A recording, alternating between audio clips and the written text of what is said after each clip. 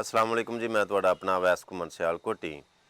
मैं अलहमदुलिल्लाह मस्जिद का काम मैं शुरू किया सी दोस्तों के तावन दे नाल। बड़े अच्छे लोगों ने, बड़े मुखय्यर हज़रात ने तावन किया ते अलहमदुलिल्लाह मस्जिद का काम जिहड़ा ना बड़ी तेज़ी दे नाल शुरू होया। हुण मस्जिद का काम थोड़ा जिहा स्टाप होया सिर्फ इस वास्ते कि मटीरियल जिहड़ा है ना वो मुकम्मल नहीं हो पा रहा, जिहदी वजह तो मिस्त्रियां नूं छुट्टी करानी पई।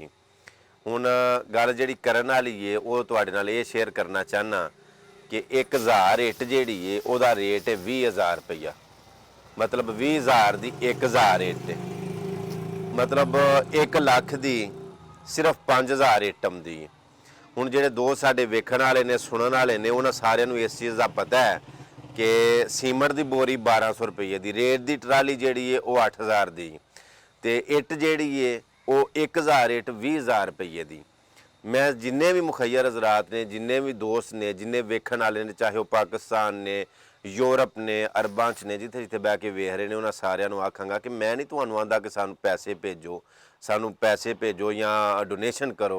मैं ना सानू सिर्फ मटीरियल भेजो, यानी तुसी इट्टां भेजो, रेत भेजो, सीमट भेजो, सरिया भेजो। लेकिन बजरी दी ते सरिये दी लोड़ पैनी है कुछ दिनों तो बाद। मतलब जो लेंटर ते काम जाना है उदों सरिया ते बजरी फेर चाहिए।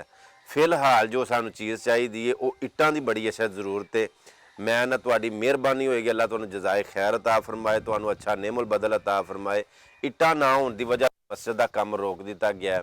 सो इस वास्ते सानू मटीरियल भेजो जिन्ना हो सके, जिन्ना कर तुहाडे कोलों 500 का, 1000 का या 2000 का, 5000 का, जिन्ना भी तुहाडे कोल एस्टीमेट है वे, जिन्नी कि तुहाडी गुंजाइश बनती है उस हिसाब के नाल मस्जिद विच इट्टां लाजमी भेजो। क्योंकि जिहड़ी इट एक बारी लग जानी है, ए तुसीं वेख रहे हो कि माशाअल्लाह नीआं जिहड़ियां ने उन्हां दे विच भरती पै गई है।